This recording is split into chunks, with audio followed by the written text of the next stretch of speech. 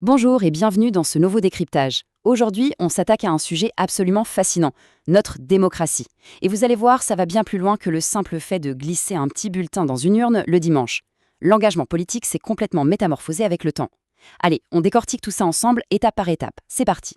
Au programme de notre plongée au cœur du système, on commence par la base, la représentation et le vote. Ensuite, on parlera de la fameuse démocratie d'opinion, avant de passer à l'ère participative. Puis, on mettra un gros coup de projecteur sur les acteurs de la société civile pour finir sur les vrais enjeux et les méthodes d'action d'aujourd'hui.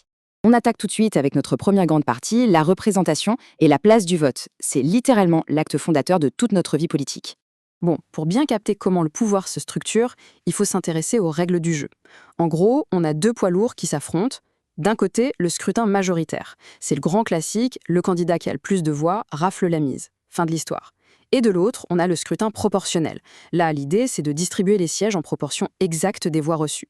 Du coup, ça permet aux partis plus modestes d'avoir quand même des élus. Et ça, c'est super intéressant parce que ça illustre parfaitement comment on peut capturer une vraie diversité d'opinions au sein de la population.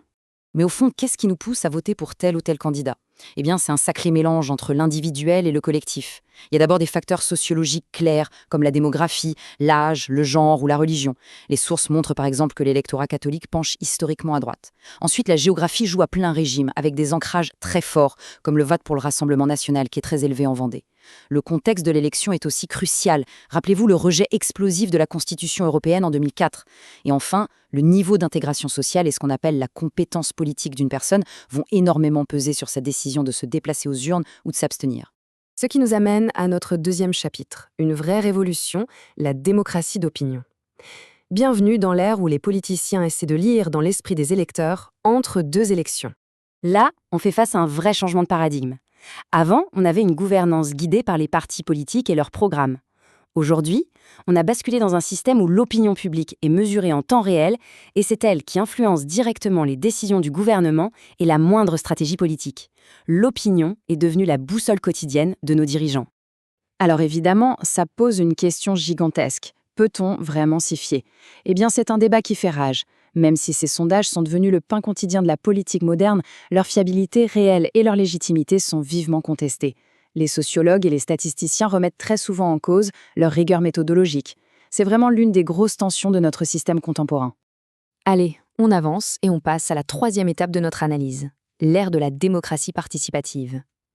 Là, on ne demande plus seulement l'opinion des gens, on leur demande de mettre directement la main à la pâte.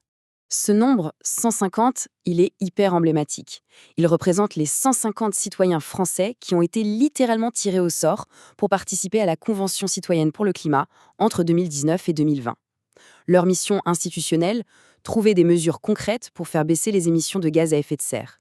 Un sacré défi.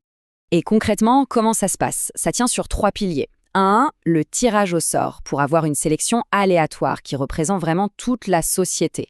2. La phase de débat. Ces citoyens rencontrent des experts, ils s'informent, discutent et confrontent leurs idées. Et 3. La production de vraies propositions de loi.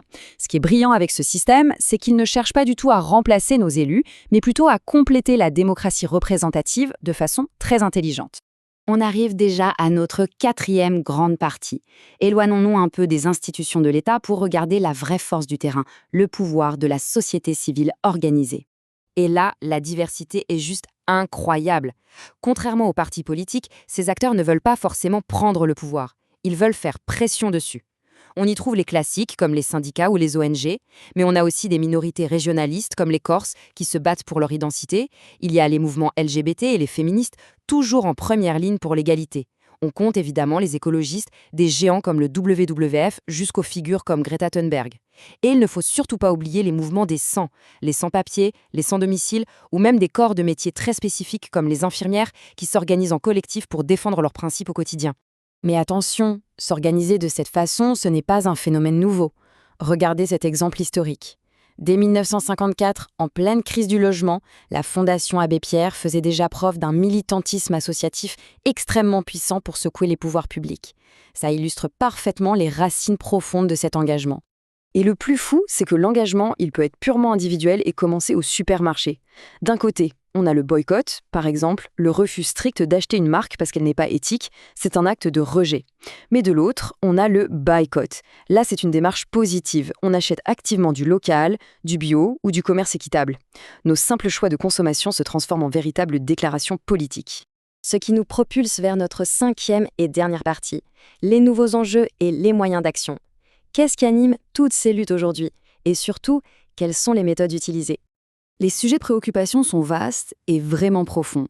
On retrouve bien sûr les luttes classiques pour les conditions de travail et la rémunération, mais on voit aussi des blocages très fermes pour stopper des projets économiques jugés nuisibles, comme la construction de nouveaux aéroports. À cela s'ajoutent les grandes questions d'égalité sociétale, l'urgence absolue des crises environnementales, et ça va même jusqu'à des critiques complètement systémiques. Les mouvements des 100, par exemple, remettent vivement en cause le capitalisme libéral et pointent du doigt les failles énormes de l'État-providence. Face à l'ampleur de ces enjeux, faire une simple grève, parfois ça ne suffit plus. Les méthodes d'action se sont multipliées. Ça va des pétitions en ligne aux marches beaucoup plus festives, en passant par les fameuses sit-ins.